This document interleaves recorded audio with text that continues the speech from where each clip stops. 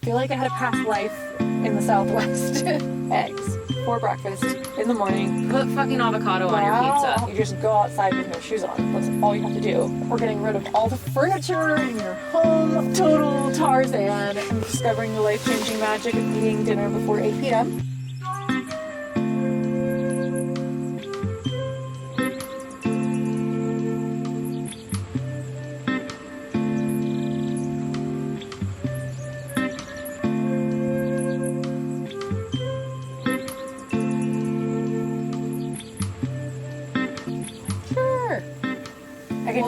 I can be more concise, but if I start talking about moving out level 3, you're fine. No, I mean, I don't think you don't necessarily need to be concise if there's quality in it. And like we were saying at the start or somewhere back there of like, you want the takeaways. Like, the conversation's great, but make sure that you're also adding in those pieces that you want people to walk away from listening to this being like, I learned this from this awesome person today. The fourth question here is very much kind of, I think, well, I shouldn't assume, but it says, tell me about a place in nature that broke you open and then put you back together again. Would you consider that at the same place? Well, it's like the place in nature, I think it is a little different. It is the same place. But when I was there, it also happened to be in Santa Fe, New Mexico. Cool. And when I was in New Mexico, that's when I was like, whoa. Yeah. The Southwest is everything. It's so cool. To me. And I feel like I had a past life in the Southwest. In Arizona or New Mexico. And so just the landscape there is like the desert landscape, that high desert landscape really speaks to me. Feels very spiritual to me. And it's got a lot of roots everywhere, kind of does, for spirituality, or wherever you like tap in. Right. And it's a place that inspires me to do natural movement the most. Just like with the rocks, the rock formations, the like reddish dirt and sandy trails.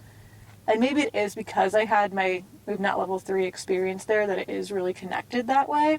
They still have the pine trees there, which like I love our local pine trees too. So it feels like it still has elements of home. And there are places in Southern Oregon and Eastern Oregon that kind of feel Southwest-y and high desert-y. But when I was there, it was like the volume was turned up like 100%. Cool. That's so rad. Yeah. That's awesome. Did you have some good food while you were there too? Some like Santa Fe, like yummy tacos. I love the cuisine there. Yeah, tacos are probably my absolute favorite food. Mine, of all time. I think mine too. Of all time. I love me some tacos. 100%. The amount of responses on dating apps when the like leading question is, "What's your favorite food?" 90% of people answer tacos. They're not wrong. Well, you can do so much with a taco. Yeah. And they probably say pink tacos. No, tacos. I don't even know if I've ever heard of that. Vagina. Yeah. Terrible. You guys. This is one of the things I get made fun of. Were you in this homeschooled? Class. No. Okay, I was curious because I just don't have a mind that's in the gutter all the time. Well, leave it to us. One of our first group hangouts, we played this game that was like, I don't even remember what it was called, but we pulled a card and then the person who pulled the card had to figure out who in the group was that card. And somebody pulled has virgin energy, and we all agreed it was Diana. Hey. Who's like, it's okay. Who at the time was like the one married person in attendance at this group activity. When you said that, I literally thought of the pickled radishes. Yeah. And I was like, you're like, interesting. Girl. Is that what they call tacos that have pink radishes? It's salmon and pink radishes and pickled red onions. That's a pink taco. Oh my gosh. This is getting edited out, right? No, it's great. These are unedited. This is the good Unscripted. shit. This is the good shit. But I think it's really valuable to demonstrate the juxtaposition Yeah. between People. between people. And Even outdoors people where Yeah. you think they would be little freaks. I'm Or just you think they're super slow wholesome. to catch on what people are talking about. I'm also super gullible. Oh, So, I am too. Yeah. It's okay. Maybe Like, it's a no, cancer like, thing. I don't get when people are joking. Sometimes I don't either. I have to. I've had to teach myself to stay like just assume people are joking all the time, Right. and then like Well, I've learned It's that Sean. with Yeah. the specific people that are in my MoveNet class, but it doesn't seem to translate to like other people. Because it takes Yet. time to learn that that's how That's how they're they joke. yeah, that's what they're bringing into the setting is like, getting to know oh, me they real quick. live in a state of sarcasm, whereas I live in a state of Right, Like- mind in the gutter all Yeah. the time. You know? oh, dude, Emily's mine's been in the gutter since I've known her, 6th grade. Anyway, okay, I got a good one. When people speak your name long after you're gone, what do you hope they say about how you moved through the wild in the world? Well, I want people to first and foremost say that I was like encouraging of them and supportive and like inspiring and in general all the things that I think of that come to mind that make someone a good coach. So like yeah, I really think of myself as like I guess the coach archetype that is part cheerleader and part therapist. Love that. And yeah, so I really want to uplift and empower people. How that relates to the wild, I guess I just want the land to witness that I'm doing that in my life. Yeah, Cool. Are you planning on our kids? As kids in your future? I do want kids. Okay. Yes. I'm just waiting as long as humanly possible. Good for you. to be able to still for have them you. naturally. Right. Exactly. Just curious on because that's like a lot like what I Yeah. think of when I think of that question. I'm like, okay, what do I want my kids to kind of take away? But then Right. they're gonna have a different. Yeah. They're gonna have a different perspective than somebody like you guys thinking like it past, me, and then But people that don't maybe know me. do they have to? Like, Yeah, I don't know. if you're living in your true, authentic, like aligned self and being, then anybody that you are influencing Yeah. would feel empowered and connected Yeah. to nature. I guess I do. The goal is for my kids to feel maybe what a friend or an acquaintance would feel from me. Does that make sense? Yeah, Yeah. just curious. on Same. what No, you're- totally. I So- definitely think that's like when we're talking about the chapters of the book, it's like I'm getting ready for the mom chapter, but I just like the chapter continues. This current chapter is still a little bit longer. It's like you never know how long the chapter is as you're reading it, and you flip ahead and it's like, okay, the mom chapter's up and coming for sure. And so I think about it a lot, for sure. And I think about, like, when I'm learning about myself and learning about how to be more emotionally intelligent and how to be more emotionally and physically resilient and all that. Those are also things that I think about, like, how to teach and demonstrate that to kids, too. Well, they're your biggest teacher, let me tell you. Oh, I bet. Yes. And your biggest student. Like, they Dude. are absorbing everything that you say, And they're do, your- feel. And I feel like they're also like,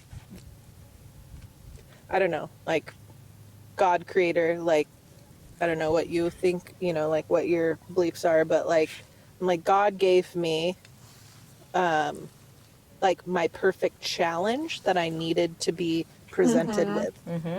I Through my believe kids. that is how it will go down for sure. Yeah. I believe I've had to that's- accept that though. I'm like, cruise is just a little Right. challenging. Like, I have no idea what to expect, and so I feel like it's not the first thing that I think of when I think of having kids is like, oh, I'm just going to be presented with my perfect challenge. I think more of the experiences and adventures that I want to have in like creating family memories and how to ideally like raise kids that are just like super resilient and strong and compassionate and like outdoorsy. Like feral, totally wild. Dude, that's kids. my youngest. He is just feral. Well, not feral, but like just wants to be outside. He's very feral outside. in the sense of like through the rewilding perspective. If you think of like humans being domesticated, then what we have, because like really our species is domesticated ourselves, and there are still wild humans that exist too. Like they are here on planet Earth with us. They haven't been eradicated. And they're doing it. There's still indigeneity out there. Yeah. And like there's almost a subspecies now that we have of like domesticated humans actually. And so then what's the antidote to that? It's like you can try to rewild, but like just being like a feral human is, I think, actually a really great description of like if you think of cats and you think of a feral cat, it's like a cat that has learned how to survive by taking care of itself instead of like needing an owner to like provide everything for it. And so I like that idea too. To be able to providing everything. Yeah, like that's ultimately why my husband and I live out in the country and have a homestead and have cows and grow our own food and all that. But I also appreciate like getting to work in town and getting to be connected to community more and like the feeling of having a village. But I like living in a town that's not huge. I would never be a city person. What's on kind of just we're leaning into lifestyle. What's your like daily routine look like? I'm so fascinated by that all the time, and that's not on my list. But when I listen to podcasts, I want to know talk about it. Yeah, let's talk about it. A day in the life of Diana. It looks a little different in the summer versus the winter. So I can tell you about what I've been doing recently, like in the wintertime. I've been really having some ultimate self-care mornings, which I feel really grateful for. So like I don't have an elaborate morning routine, but I do take my time because I don't start work until the afternoon at the gym. So when I wake up, very first thing is I try to go get natural sunlight ideally, but the sun's not always out in the winter. So, and then grounding, which is, it's just the easiest thing. You just go outside with no shoes on. That's all you have to do in order to get your natural light and grounding. And I do it on my way to my cold plunge, which I check the temperature of first thing in the morning. And then I'll also like do a little walk next to my cold plunge onto like the actual grass, because my cold plunge is on some concrete and I just want to like feel the actual earth under my feet. Grounding. Yeah, and then I make tea. Come inside and make tea and start a fire in my wood stove. Do you have like a little ritual around tea at all? Not really. I mean, other than just like I just drink the same type of tea. Are you blending tea, or do you just get Sometimes bags? I do. Okay. So I used to be very strictly hardcore, loose tea only, make my own blends. That's me. Yeah. I love that. And I have like mason jars full of every type of I saw when I came to your house. Yeah. Which I've never been to your house with you. Right. You've been to my house while and I was there. like, oh, these herbs. Yeah. And I also have some go-to tea bags from Yogi Tea that are really easy to make. So more recently, I've done both. And then I make the tea and I put the mug full of tea on top of the wood stove so that it stays warm while I go do my cold plunge. And then I do my cold plunge, which I try to stay in there for about 3 minutes. Sometimes it's a little more, sometimes it's a little less. And then I come dry off and go sit in front of the wood stove and drink my tea and read a book either on my Kindle or like a hardcover, and wait until my body feels warm again. So that usually takes almost a half an hour. So how many pages do you usually get through? I know, right? I don't know. At least a few chapters. I don't know how many pages. That's a lot. But like I do read a lot. I love fantasy. Cool. I love romantasy, and I love any like strong female lead, especially that has superpowers, and especially that becomes a warrior of some kind. That's awesome. Or is like an assassin type person. And then after that, once I'm finally warm, another thing that I've been doing recently is I will have turned on my sauna, because I have it's just a one-person infrared sauna at my house, which was like one of the best investments that I ever made Love my a sauna. long time ago. And so I'll have hopefully had that ready so that I can get into it once I'm naturally warm, because I'm trying not to use any external heat sources other than, I'm sitting in front of my That's what wood I've heard stove. too with the cold plunge. I've been making sure Yep. since I'm back on my cold plunge game to Yeah, like I make saw sure that. I'm heating up naturally. Right. So one day I did do my Peloton after to help rewarm my body. Right. Or I just am doing stuff. One day Yeah. I did get in the shower and I'm like I'm using the shower, but I had to shower Right. to get ready to go. Sometimes you can't do it perfectly, right? Yeah. So I'll get in the sauna after. Oh, I do just want to say that, like, for people that are interested in starting out cold plunging, it's also really helpful to progress gradually. Like, I like the way that I did it was I probably started 3 years ago, and I would go in the shower first. So I'd take my hot shower, and then I'd go in my cold plunge afterwards. Does that make it less cold? Yeah, because your body's warmer. Okay, Your that's what I body thought. temperature is warmer coming out of a hot shower. That's what I thought. So it's not going to feel as cold. You're not going to get as cold. It makes it I couldn't way remember. easier, though, to As get a- started. Yeah, as a kid, we had a hot tub and a pool, and I used to go back and forth, you know? Totally. And I couldn't remember which one was which of like, which one feels colder, which one feels, like which way Yeah. you go or whatever. Hot to But- cold. Yeah, and I was thinking that in my mind when I was setting up it just brought it up anyway. Yeah. Well, I think going back and forth ultimately is just good for people. Right. But Like if the you're Scandinavian right, type of way or whatever. I Norwegian or what? all I know, I don't know about that as much. All I know is if you want to improve your cold tolerance, Right. if you are someone who has very little cold tolerance at first, go ahead and let yourself take a hot shower beforehand so that when you get in your cold plunge, it's doable. Like they say the best workout is one that you do. The best cold plunge is also the one that you do. So you have to go in your hot shower first and then get in your cold plunge, and only stay in for a minute if you want to set a realistic expectation. Yeah. So I did that. And then I had, luckily, kind of a mentor, my friend, who was just someone I saw on Instagram that I decided, like, because I saw him doing it, I was, like, inspired and wanted to do it as well. Started posting about it. And so after a few months, he messaged me and was like, great, now go in before your hot shower instead of after. And I was like, oh, shoot. Okay, fine. Yeah, And so I had that encouragement That's to great. switch the order. Yeah, somebody to kind of guide you a little bit. Mm-hmm.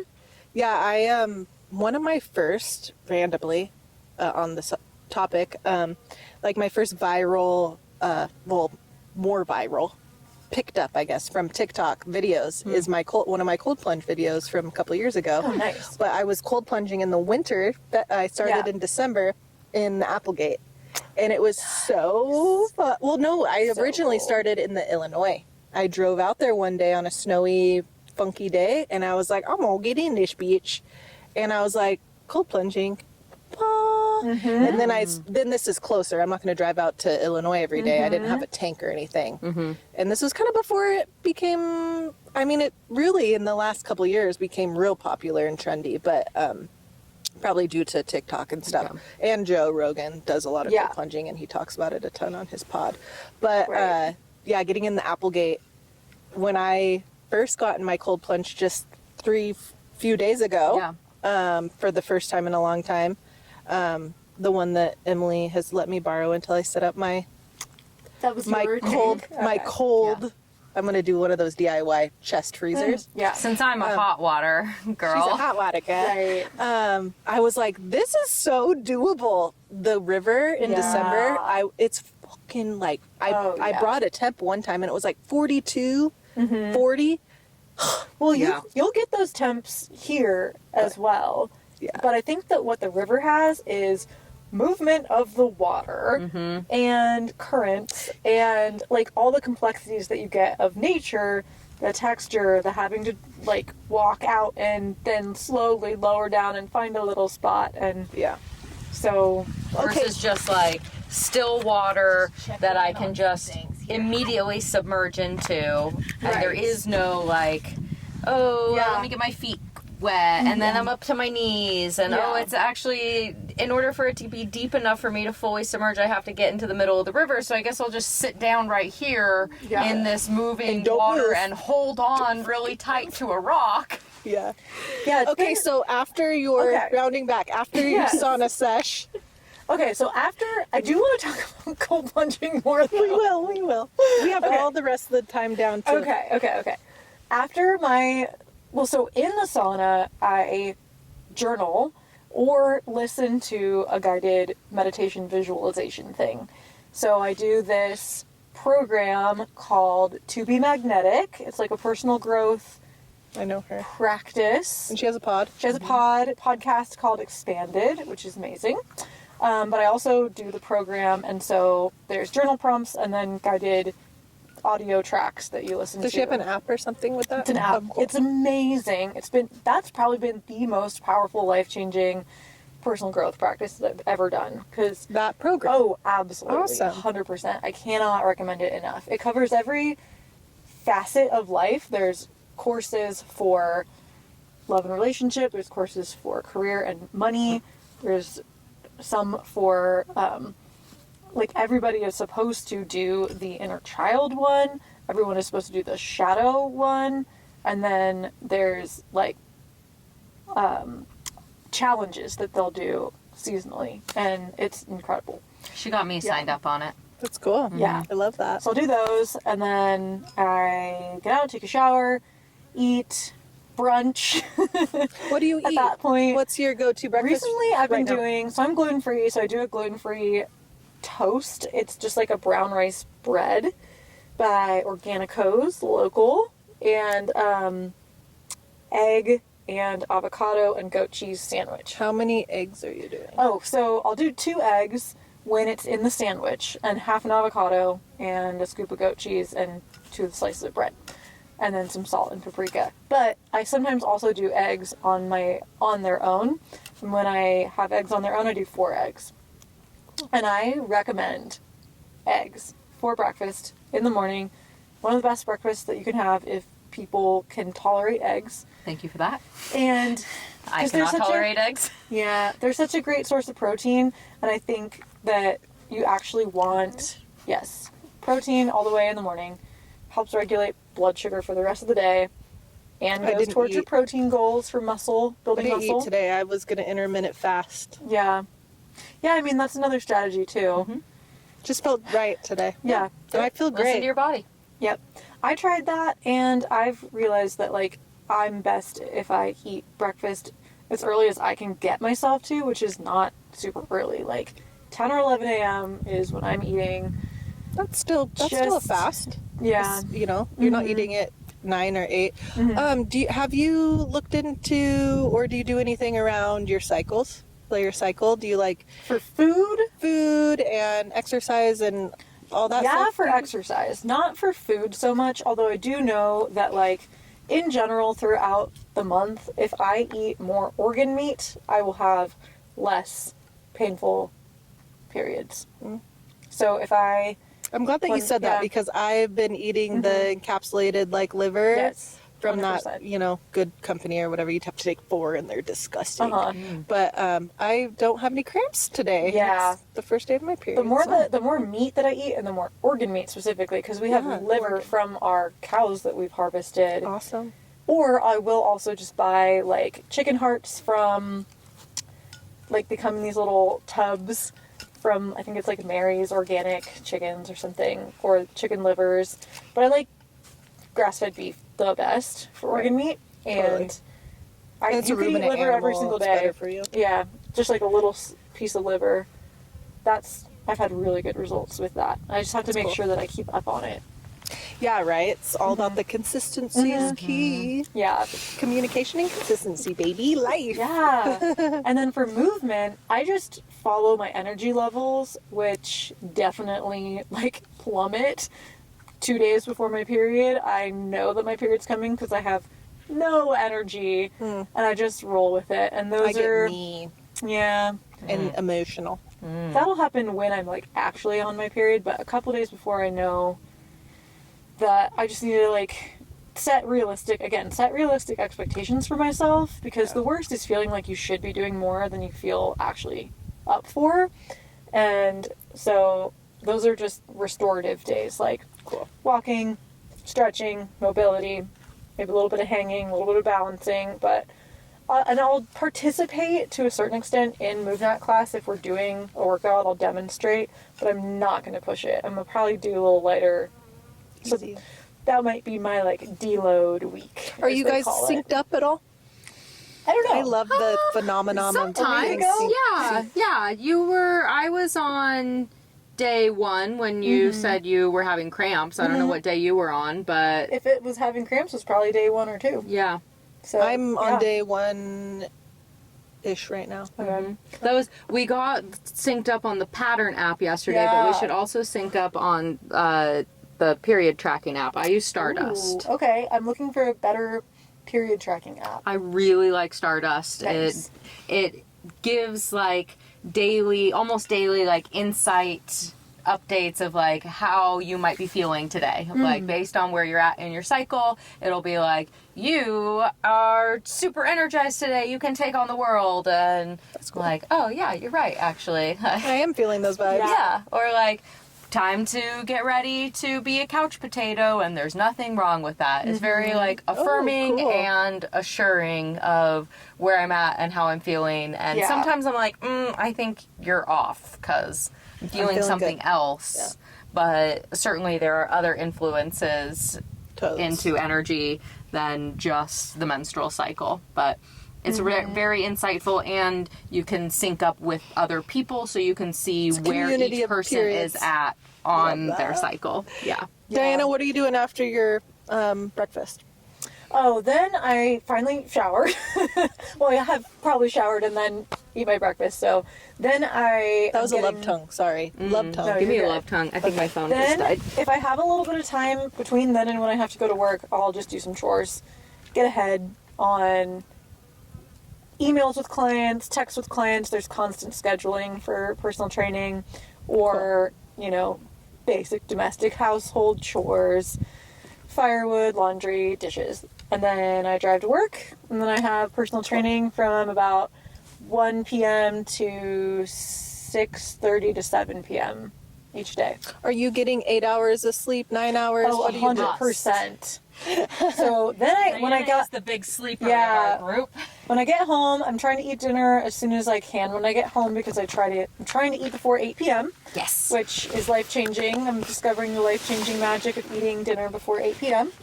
And so then I am winding down, and I do another good chunk of reading to like unwind before Totes. bed. At least a half an hour of reading, and all red lights in the evening too at my house. Also all incandescent lights at my house, most similar to sunlight and like the natural light spectrum versus LEDs, and definitely no fluorescent lights.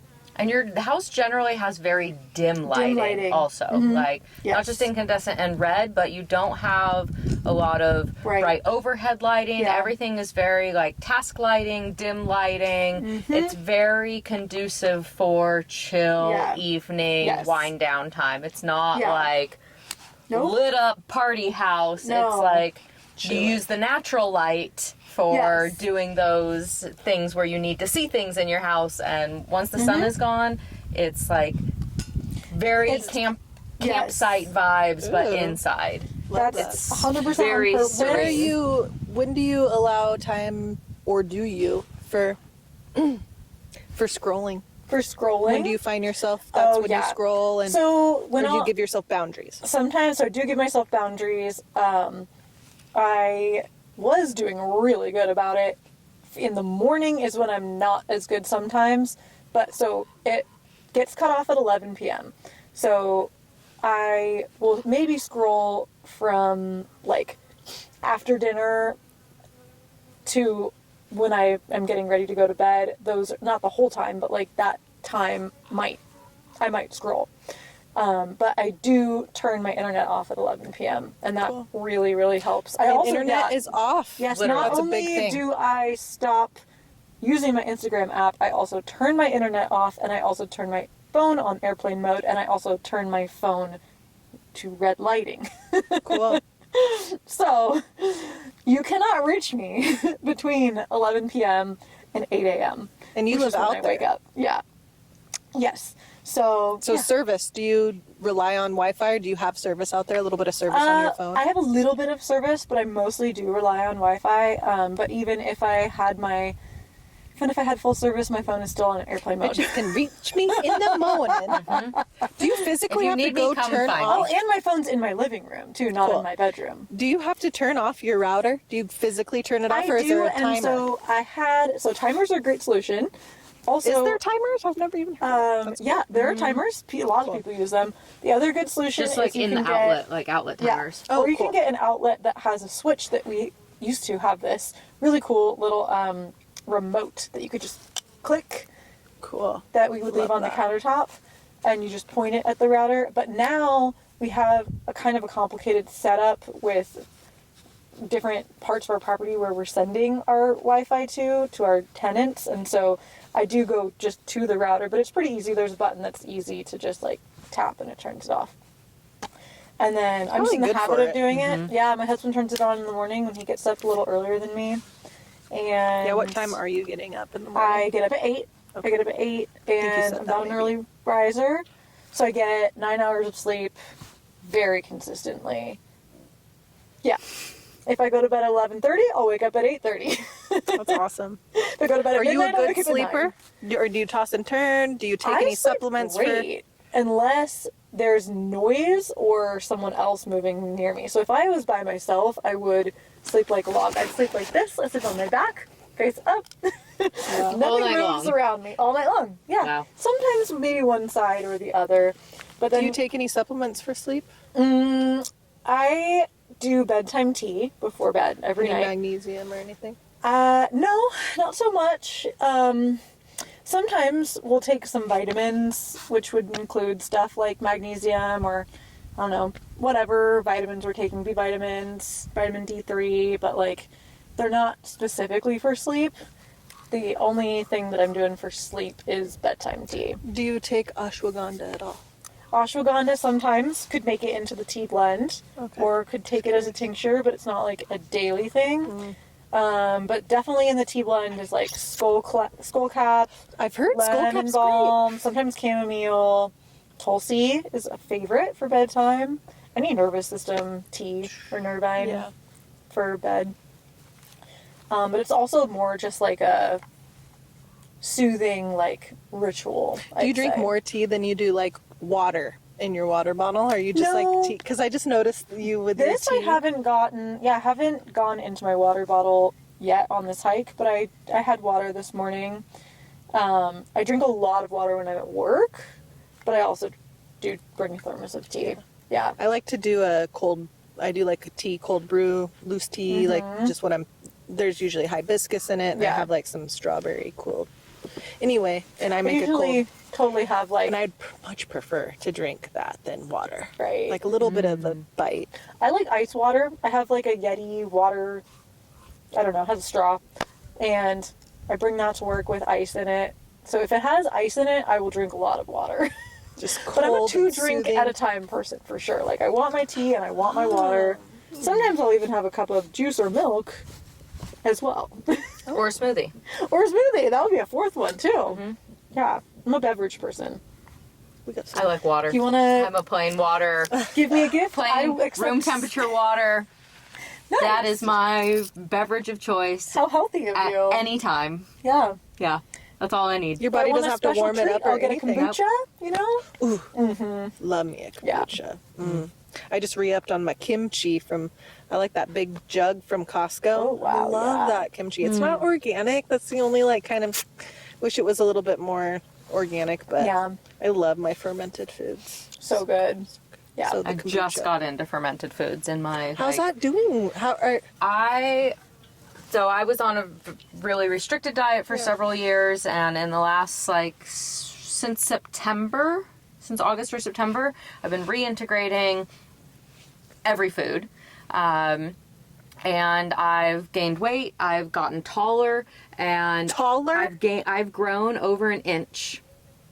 Yep. What? And I believe in a combination of spine decompression from hanging and some chiropractic work over the last year and the year before, but mostly from hanging and restorative exercises that have wow. as I've been decompressing my spine, I'm strengthening all the muscles that are supporting my spine. Right. So they're staying up. So they're staying up, and I've You're like a little moss released hundreds of pounds of emotional labor, and Yes. Those shoulders are lighter. my whole body feels lighter and stronger, even though I've gained 20 pounds in the last 3 years. When my dad was sick, I was 115 pounds. And that's what I was for years prior and couldn't get above that. Which is really light for being 5'5". Yeah, I was 5'4" and a quarter, 115 pounds. And now I'm 5'6" and 135 pounds. Damn. And I'm stronger, I'm healthier, my bowels are happier, my whole body feels better, my brain feels better. I'm still working on my sleep trauma healing, but That's overall, dope. my body and mind are doing so much better, That's and it feels so good to say, yeah, I can eat that.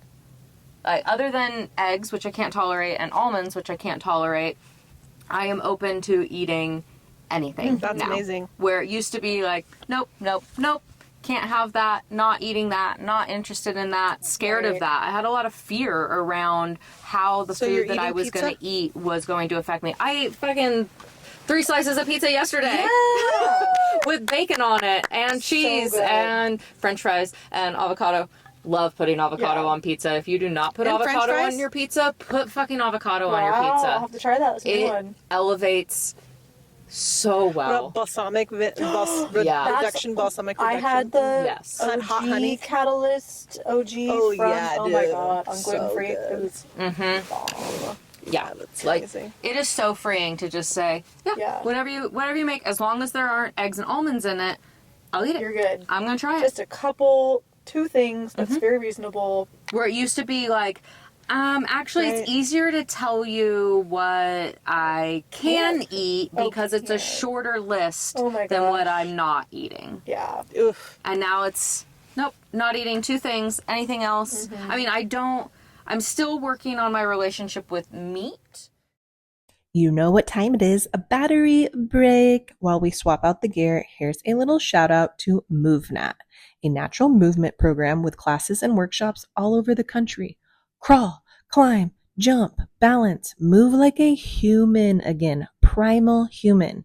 See if there's a class near you at movenat.com. That is MOVNAT.com. Link is in the show notes. Now, back to the pod, baby. Back on. We're gonna do a little. Should I finish my meat thought? Random thought. You can if you want to. What was that? Your meat thought? My meat thought is just that right now I like meat as an ingredient, not as a main dish. That's my final thought on meat. Are you eating all types of meat now? Yes, not frequently. Not frequently, but it's primarily still chicken. Okay. But yesterday I had bacon on the pizza, Right. and Did Asia make the pizza? no, we got it from Catalyst. Cool. That's great. I mean, I eat a lot of fish and chicken, and I've been eating beef jerky almost daily. nice. But other beef and pork Yeah. items are slowly, I'm not necessarily choosing them, but if they're there, I'm not rejecting them like I used to. Right. I mean, I do think that meat is one of those things that, like, the quality matters quite a bit. Yeah. So I kind of, like, as a person who does advocate for people getting as much protein as possible, and including meat in their diets, I also feel very strongly that, like, meat can also be really a source of a lot of, like, toxins, too, in your diet if you're eating meat with a bunch of antibiotics in it that was grain-fed and has a shitty fat profile because of it. And grew up in a confined animal feeding operation and is, like, embedded in trauma. Right. Yeah. So, like, I hate to be that person that's just like, pasture-raised, grass-fed, organic, but, like, But it's true. I do what I can. Strongly. I used to buy all organic meat, but since I've been on a budget, balling on a budget, I just go to Costco, and I know their meat, even though it's not organic, it is a little bit better than, like, a Winco. Yeah. And, like, so it's like that caliber of I mean, grocery store. the best deal that you'll ever get on meat, I think, is buying a whole animal. Buy half a cow. Yeah. Quarter of If you have the space to store it. Yeah. A quarter of a Dexter will take up, that's a smaller breed of cow, which we have a lot of in the Applegate Valley, will take up not the whole part of your freezer of just the freezer attached to your fridge. So you don't even necessarily need a chest freezer, but it helps to have a chest freezer. And My thing is right now I've been relying on government to help me with my food currently. So, yeah. like, which is insane because we are business owners. That the business looks good on paper, but we're not taking home. So, Right. Yeah. I mean, I just, it's one of those things. And, like, it was such a relief to get the help, Yeah. Oh, yeah. Yeah. you know? And, of course, as soon as I start making money, it'll, like, I'm not planning on abusing the system at all. I'm legitimately, it is helping us right now. And To I'm using it. survive. Yeah. Like, Yeah. I can feed Right. my kids without us, being like, oh. Without McDonald's every day. And that's the one thing that has drained my food bill, is the one thing that has drained my savings. Yeah. Like $1,200 a month Yeah. in food. I know. I It's had like to, goodbye. Yep. I had to do a big food budget, like, overhaul a couple years ago because I was just going to Gooseberries for everything. Oof, and that's expensive. And then when I switched to Fred Meyer, now I'm playing the Fred Meyer game of getting a discount on gas as well. Get those digital coupons, plus only buy things when they're on sale and get, like I buy 10 sticks of butter at a time when Kerrygold goes on sale. And that's when I get butter. That's a great way to buy. You can freeze It's a it. great way to buy. I buy a little differently than that, but that's a great way to buy. Yeah. Yeah. Okay, my random thought that I wanted to finish was just that with the scrolling question. Yeah. In the mornings, I also have a cutoff of 11 a.m. ideally. So my ideal phone usage structure is cut off at 11 p.m. and don't use until 11 a.m. That's for social media, but I also, I do just turn my internet off at 11 a.m. and it's 11 p.m. 11 p.m. But then my husband turns it on when he gets up. But I won't check social media until ideally 11 a.m. And then I have about an hour between that and when I leave for work. And what I notice is when I'm sticking to that, I won't get stuck because I'm that's the big already thing. up and moving and doing all the other things, and I have momentum with everything else. Yeah. So that even if I do check it, it's more like done in a business, professional way. Yeah, where I'm And you're getting stuff done at that time, too. But if I go on it earlier, which the reason that happens is when I want to post my daily cold plunge photo right away instead of just waiting a couple hours. And then you can get stuck on it. Yeah. And when I'm just sitting in front of my wood stove, that should be my time to be reading my book. But instead, I spend 30 minutes scrolling, and then it's like, it's so easy to get sucked into It the is. social It media is. That's why I rabbit hole. asked, because it's such a big hot topic, especially now that we're all becoming awake to oh my God, we are fucking addicted, Yeah. And I've been having to adjust and readjust my boundaries. That's why I asked. I'm like, do Yeah. you, So and I'm trying It's to. also hard when you use social media in Professionally. business, Yeah, I professionally, did in business. and where like you need to post try to keep- professionally, but you also Yeah. need to consume professionally and see what are other people posting, what's interact in the trending, community. interact with people so that your account stays active and relevant. In the algorithm. Yeah, it's such a battle. Yeah. Right. One thing that I have noticed has helped is, again, like I also am saying this out loud so that I will continue to try to do this, is to take your phone into like an office setting and be like, okay, I'm sitting at my desk while I'm on Instagram, so I'm in work Instagram mode, not just like passive consumption mode. Yeah. I try to do, my like kind of rule of thumb is like, producing more than I consume. Yeah. So creating more than I consume. So when I catch myself scrolling, Right. I'll be like, meh, and I'll be like, work on my video. And I have a couple Yeah. of videos I've been working to pump out, and it's like, okay, Yeah. and then I've heard many people say that. I also love, I heard this one on a Joe Rogan podcast, post and ghost. yeah, he'd post and go. Post and Yeah. ghost. And so that's great for Joe because he's already such a big, big following. yeah, but we can't do that. We have to like stick around and engage and Right. comment. And I do think that Yeah. post and ghost in the sense of like, If you- post it and then don't check it again for like 6 hours. yeah, and that's, dude, do that. Right. And then, Instead comment of- back and then all the things. Anyway, yeah. Instead of posting and then looking at it to see all the likes come in real time Yeah. or comments or whatever. And it's I've like- been trying to cut mine off when we get home from when I pick up Bubba, from when I pick up my littlest. That's kind of like, which is hard. And then I just like literally I'm trying not to get on it the rest of the evening. So I'm really trying to utilize my phone time in my work block of time Yeah, because I'm exactly. working, that's kind of where I'm at with stuff. And then also designating certain days where Yeah. I am doing more on the phone because I'm in school right now. So it's like Right. I'm really trying to like utilize my time that I have for school. And if I'm pulled away to scroll Totally. a bit, I get sucked and then my ADHD is just like, oh, this marketing thing. Oh, I need to think about, Right. make a note. Yeah. Yeah. One other tip that I have that has been helpful, it hasn't been the biggest mover of the needle, but it has made a difference, is this app that I got called 1Sec. And you just install it with like your accessibility features or something in your phone, and basically it makes it so that when you open Instagram, it immediately instead opens that other app, and it makes you take one full breath in and one full breath out before you open Instagram. And so now every time I open my app, it gives you a big button that says, I don't want to open Instagram, or you have to click the little text below that says, go ahead and open the app. I will just, But it's still, you still have to wait for it, no Yeah. matter what. You can't just go past it. well, sometimes I'm like, oh, I'm like picking this up and getting into social media out of like habit, out of like Yeah. almost like habitual, Yes. like this is what I do. I'm just like, blah, blah, blah. Your finger But then just I'm like- opened the app. Yeah, yes. Yep. And then I'm like, oh wait, I'm working on something, and I'll just turn it off immediately and go into my CapCut to work on my videos.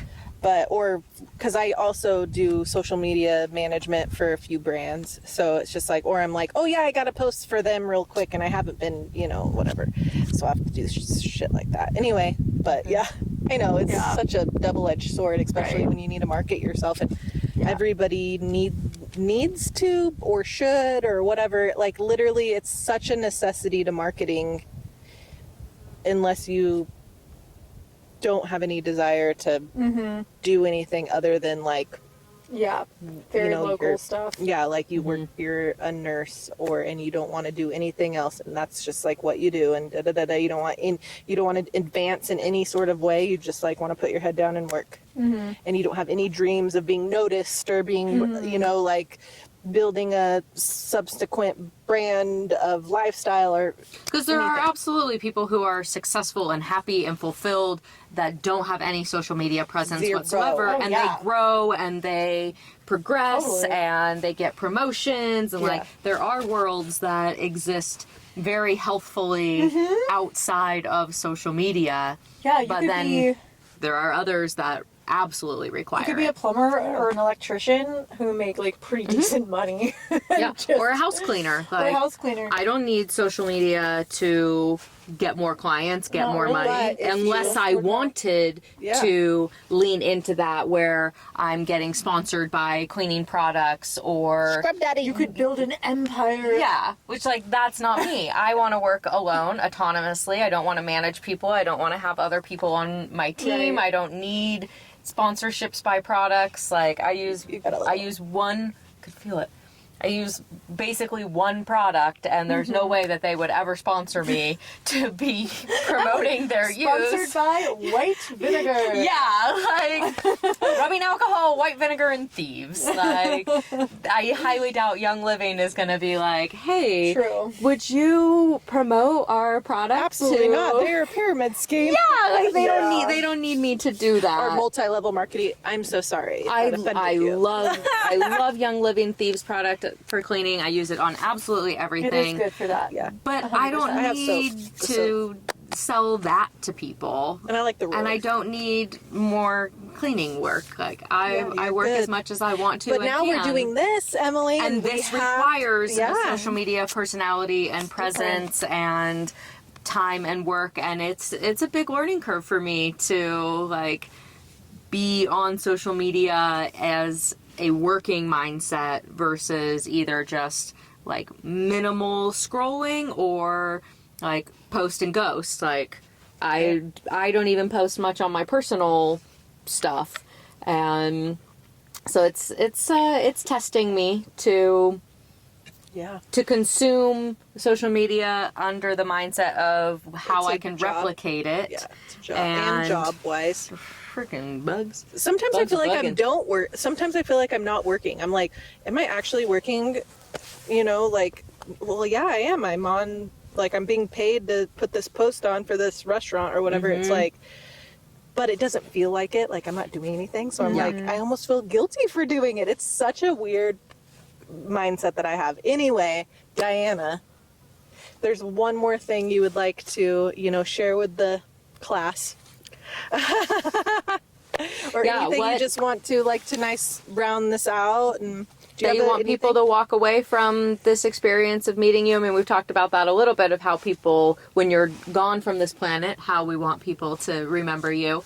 Yeah. But as we leave this, this formal sit, because we'll do a little bit on the downward trek, and we'll do an outro type of thing. But as we just sat in up this- here and talked about your journey into MoveNat and becoming a MoveNat instructor and teaching and guiding other people in living their most natural, wild, movement-oriented and integrated lifestyle. What do you want people to take from this and then go do in their life? This podcast episode ends and they say, "Ooh, Diana inspired me to X." Thank you, Emily. Love you so much. I love you too. So I feel like the message has two sides to it, because one part of me feels very strongly like this is so important, it's so vital, it's so necessary, like take it seriously.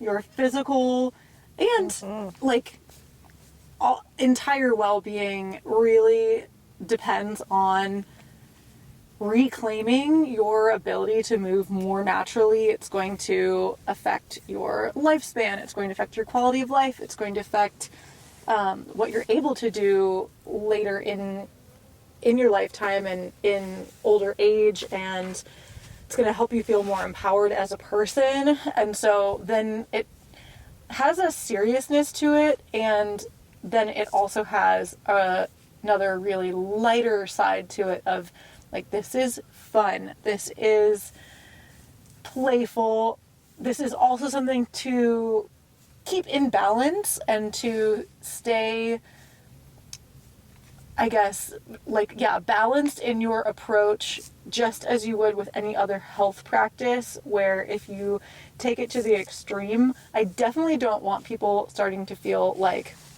this is something that is something to feel bad about if you're not doing good enough, or you're intimidated and that you're comparing yourself to where other people are at in their journey. And That so happens a lot. yeah, Or that it's out of reach Or that because it's out of reach. they're so out of touch with it. right. Or out of shape, or older.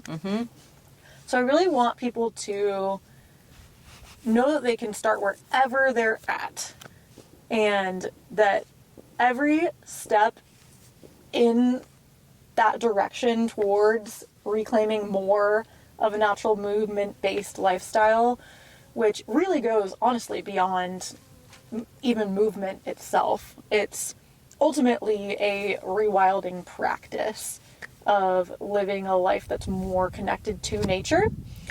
And so any step that you can take in that direction is going to be beneficial, whether it's just going barefoot at home instead of wearing shoes in your house if you're someone that does that, or if you already go barefoot at home, start going barefoot in your yard. If you already go barefoot in your yard, start maybe trying barefoot hiking every once in a while. And if you already do that sometimes, then maybe you're ready to try even running barefoot. And so you can think of like going barefoot as that continuum, and that is true with any approach to natural movement if it has to do with just sitting a little bit less and walking a little bit more, or switching to a standing workstation, or switching to a floor workstation, or getting rid of all the furniture in your home. Like, the sky's the limit with like where you want to go and what level you feel is appropriate to you.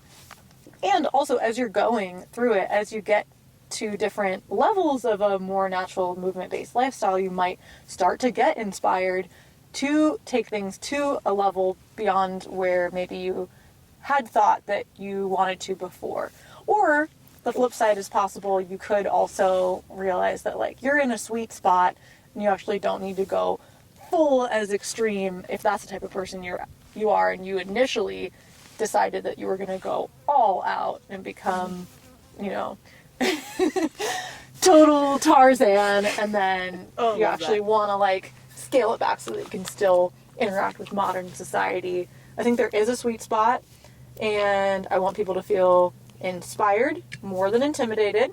Oh, but I also want people to challenge themselves a little bit and use that to like fuel their fire and get inspired, and continue to take that approach of like fuck around and find out. Like, play around with what you might actually be capable of, or what your growing edge is, and just continue to explore and pursue that. Awesome. Yeah. Awesome. Okay, we're going Should we do a pack deep her squat? up. Should we do a Deep squat hold. Oh, I'm still in the chair. Get out of the chair. Our feet are flat on the ground. You can't really see. Can I tilt us?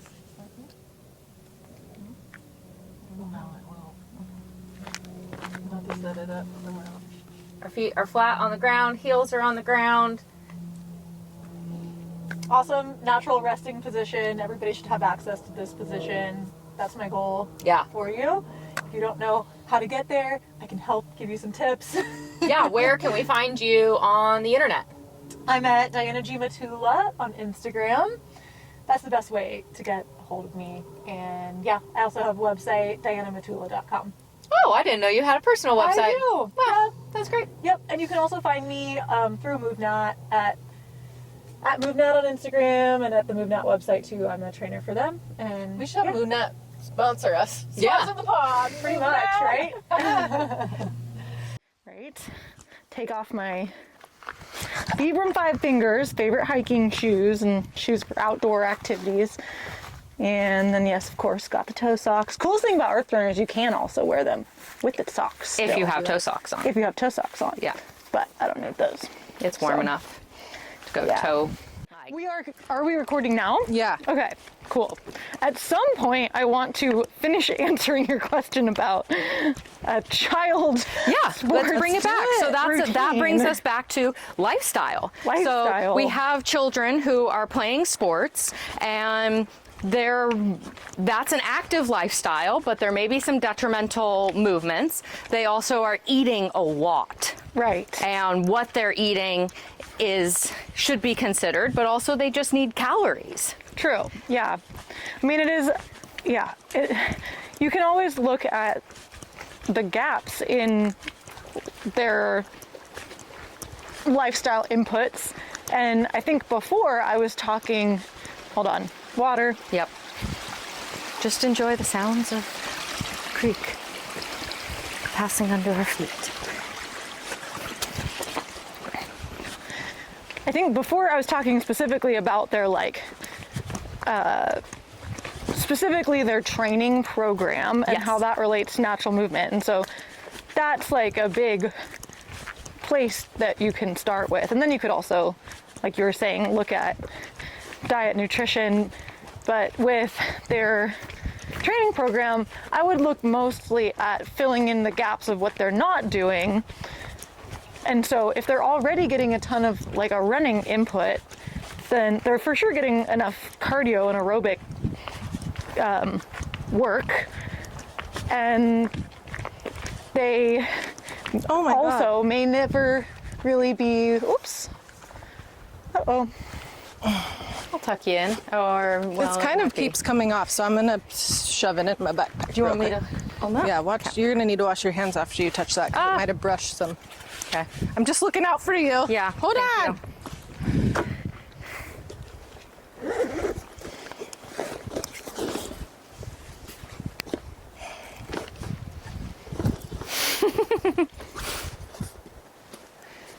We're just giggling. I guess I could keep talking unless we're paused. Keep talking. We're still recording. We're just pausing for backpack rearrangement. Okay, gaps in their program. But are How they is also...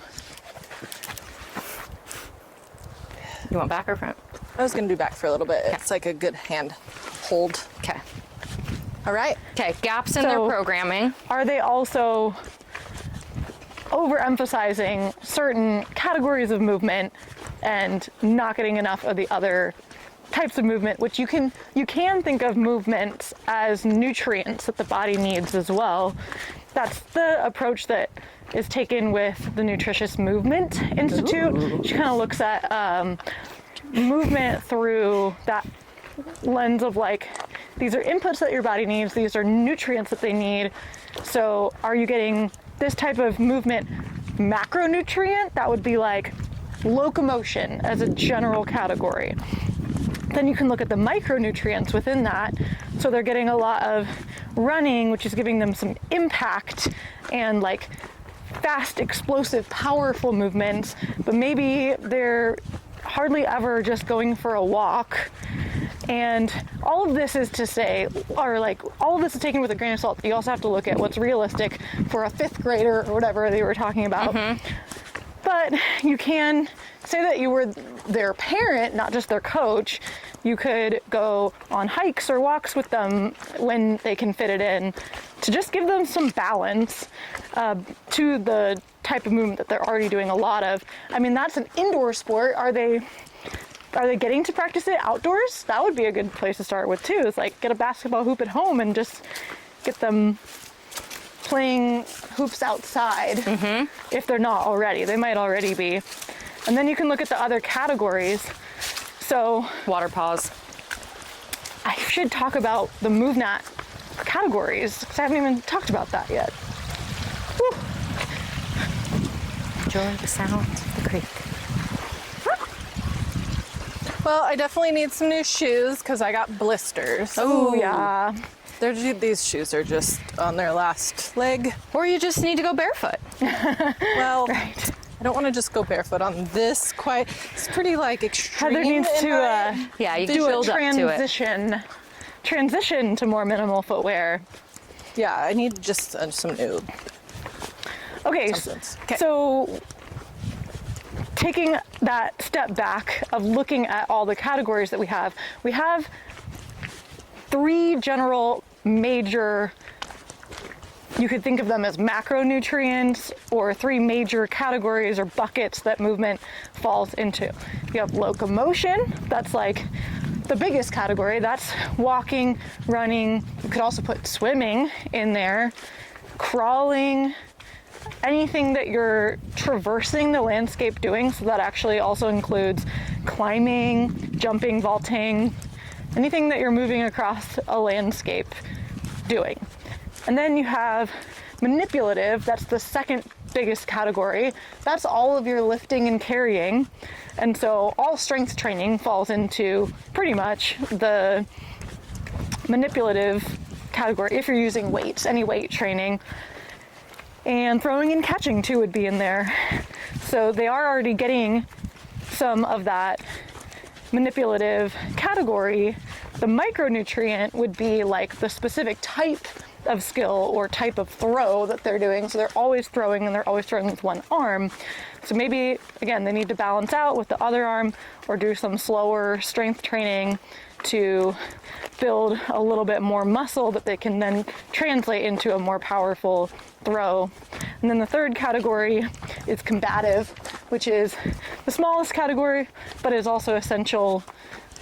Evolutionarily speaking, we needed to be able to physically defend ourselves from threats that may or may not happen today, but definitely existed in our evolutionary history.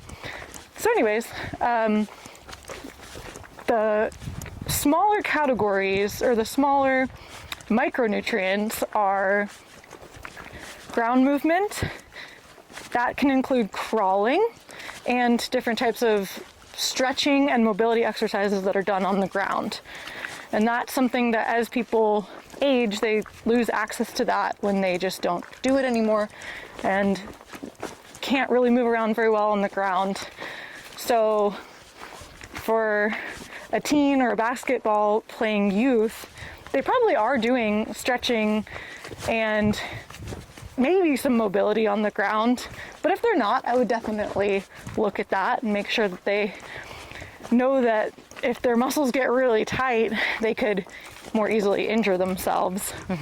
And that there's a whole world of mobility that can be done on the ground that can also be really fun and really enjoyable and relaxing and restorative on people's days off.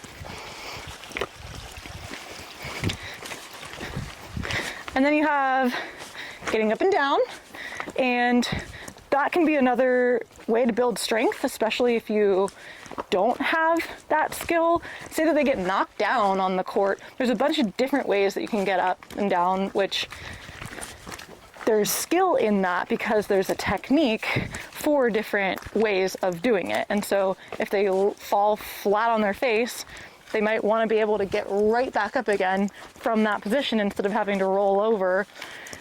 And maybe they want to be able to do it faster and more efficiently. So they want to practice it sometimes. Or if they fall on their side or their back, there'd be a different get up that would most quickly get them back up to standing. So they could just learn some practical movement skills that might actually help their performance. And then offsetting some of the stuff that they don't do, balance, strength training with the lifting and carrying category, climbing skills, which would help strengthen upper body. Hi. And any one of those, like, again, you can look at what they seem like they actually enjoy the most, or try to make like something, like find one thing in all of the different categories that fulfills that. So they don't have to like do it all, they just have to find maybe one thing that gives them some movement diversity from what they're doing already. Huh. What do you think, Emily? Do you have thoughts now that you have a rich natural movement history over the last couple years? I love it. Well, for me, like when I joined the MoveNat class, there were obviously some things that I was very uncomfortable doing, had a lot of fear around, and like physically couldn't do. So I had mental blocks and I had physical blocks. But I also had a lot of stuff that came very naturally, that I found, oh, I've done this in other exercise scenarios or just in my daily life. This is something that I'm doing, and now I have the context of the MoveNat system around it. Right. So were I to have children, which I won't be, or if a parent that was a friend of mine came to me and asked how they could better support their child's movement routine, I agree with everything that you said, and I would really want to like bring in those balances, bring in those skills that they may not be practicing, and put them into that real world context. Right. Because yes, you're practicing, you're becoming a better basketball player, but basketball player isn't likely going to be your entire identity for your whole life. So how do I help you, young child, be a well-moving human being beyond basketball? And building all of those strengths is going to enhance your basketball, but also make you be a more mobile, capable, stronger human. So, and keeping it playful, like we said. So one of the big, I think one of the most valuable tenets of MoveNat is that it's playful and that it's fun. And I think in sports, in basketball, in volleyball, and all of those things, kids who are doing it are driven and dedicated, and they're having some amount of fun, but it's also just super serious. And they are, even if they're not taking it super seriously, they're trying to have fun. The people around them, there's the competitive aspect, there's the kid who dreams of being a professional basketball player when they're grown up, and that like hyper-focused specialization can be really long-term detrimental, and in my opinion. So I think keeping things playful and diversifying and adding more activity into that sport, and or whatever sport, and keeping it fun and still allowing there to be competition, because that can also be motivating and driving for kids. And group sports are I know important. As soon as Cruz is done with basketball, he's like mentally done with basketball too. Like he's not He's playing ready to- basketball after hours. Oh, he is, for sure. But like, we have a basketball hoop outside and whatever. And I think it's just like they're innate, like they just want to like shoot a hoop, even like if there's a hoop in the house. But when he's done with that, he's on to wrestling. Totally. Yeah, when they're and then there's a playing season. multiple sports too, there's the season for that sport. They get super embodied into that sport, and then they have to like, oh, okay, now it's wrestling season. I'm using my body in a different way. But if all of that was integrated into their exercise routine all the time, if they were... Cruz doesn't have an exercise routine. Well, not yet. He could. He wants to. Yeah. Or maybe it's not exercise routine, it's like movement practice. Fun routine. It's we're movement. gonna be done. Say bye. Bye. Thanks for joining us. Go wildly. Yay. So, wow, that's really bright. Yep. Bye. We love you Move guys. into the shade. Should we say that? We don't have a following yet. Well, we love whoever loves us. Thank you, Diana. Thank you, Diana, for joining us today amazing. and being part of our Go Wildly community and imparting your wisdom and brilliance upon us. Well, thank you so much for having me. It was super fun. Credits. Film edited and produced by Heather White and Emily Berlant. The Go Wildly music is Rainmaker by Jared Masters. Special thanks to Diana Matula. Recorded on location at Bolt Mountain. Thanks for listening. Please follow, like, subscribe, and of course share. New episodes drop every Friday. Remember to rate and review. Find us at Go Wildly Podcast everywhere.